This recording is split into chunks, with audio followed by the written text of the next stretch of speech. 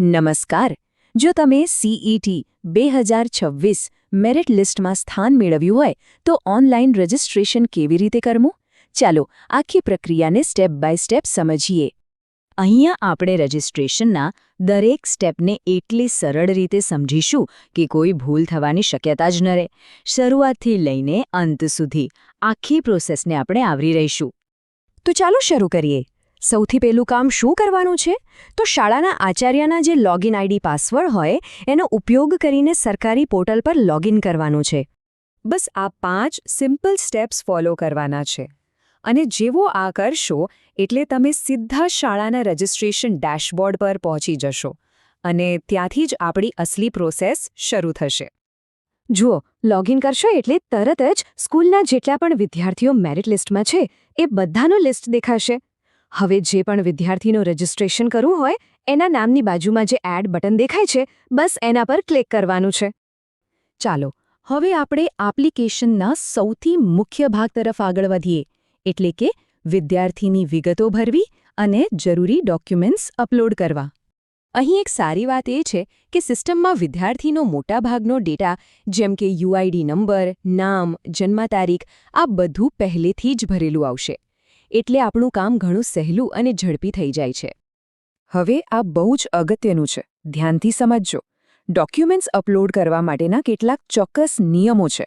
ફાઇલનું ફોર્મેટ, એની સાઇઝ આ બધું બરાબર હોવું જોઈએ. અને હા, ફાઇલ અપલોડ કર્યા પછી વ્યૂ બટનથી એકવાર ચેક જરૂર કરી લેજો. આ નિયમોનું પાલન કરવું બહુ જ જરૂરી છે, નહીંતર ફોર્મ રિજેક્ટ પણ થઈ શકે છે.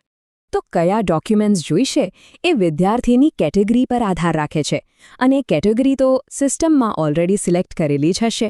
જેમ કે જનરલ કેટેગરી માટે જાતિના પ્રમાણપત્રની જરૂર નથી, પણ બીજી બધી કેટેગરી માટે એ ફરજિયાત છે.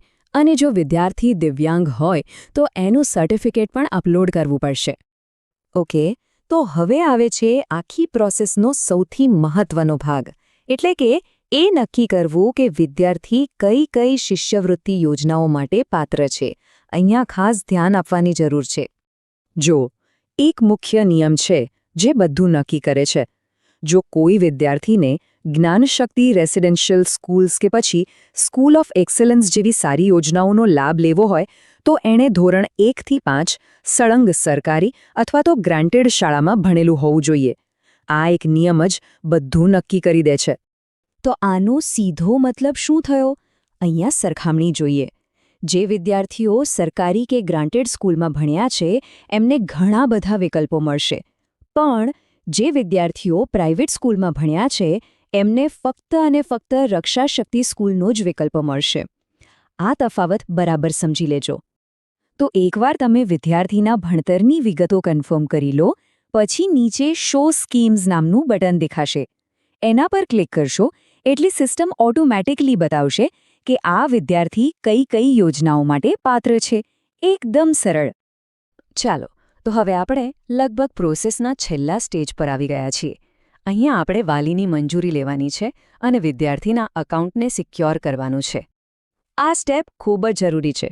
અહીંયા વાલીનો મોબાઈલ નંબર નાખીને સેન્ડ ઓટીપી પર ક્લિક કરવાનું છે. પછી એમના ફોન પર જે ઓટીપી આવે એને નાખીને વેરીફાઈ કરવાનું. આનાથી એ પાકું થાય છે કે વાલીની પણ આ રજિસ્ટ્રેશનમાં સંમતિ છે. હવે વારો છે પાસવર્ડ બનાવવાનો. અહીંયા એક પાસવર્ડ બનાવીને એને કન્ફર્મ કરવાનો છે. યાદ રાખજો, આ પાસવર્ડ વિદ્યાર્થી અથવા વાલીને ભવિષ્યમાં લોગિન કરવા માટે કામ લાગશે, એટલે એને ક્યાંક સાચવીને નોંધી લેવો સારો. બસ હવે સબમિટ કરતા પહેલાં એક છેલ્લી વાર બધું ચેક કરી લઈએ. શું વાલીનો મોબાઈલ નંબર ઓટીપીથી વેરીફાઈ થઈ ગયો છે? નવો પાસવર્ડ બરાબર સેટ કર્યો છે? સંમતિવાળા બોક્સમાં ટિક કર્યું છે? જો આ બધું બરાબર હોય તો જ સબમિટ રજિસ્ટ્રેશન બટન પર ક્લિક કરજો. અને બસ આ સાથે જ રજિસ્ટ્રેશન પૂરું. હવે તમે જોશો તો આચાર્યના ડેશબોર્ડ પર એ વિદ્યાર્થીનું સ્ટેટસ પણ અપડેટ થઈ ગયું હશે. તો રજિસ્ટ્રેશન તો પૂરું થઈ ગયું, પણ આ વિદ્યાર્થીઓની શૈક્ષણિક સફરમાં આગળ શું? વેલ, આ રજિસ્ટ્રેશન તો માત્ર શરૂઆત છે. આનાથી આ હોશિયાર વિદ્યાર્થીઓ માટે શ્રેષ્ઠ શૈક્ષણિક તકોના દરવાજા ખુલી ગયા છે.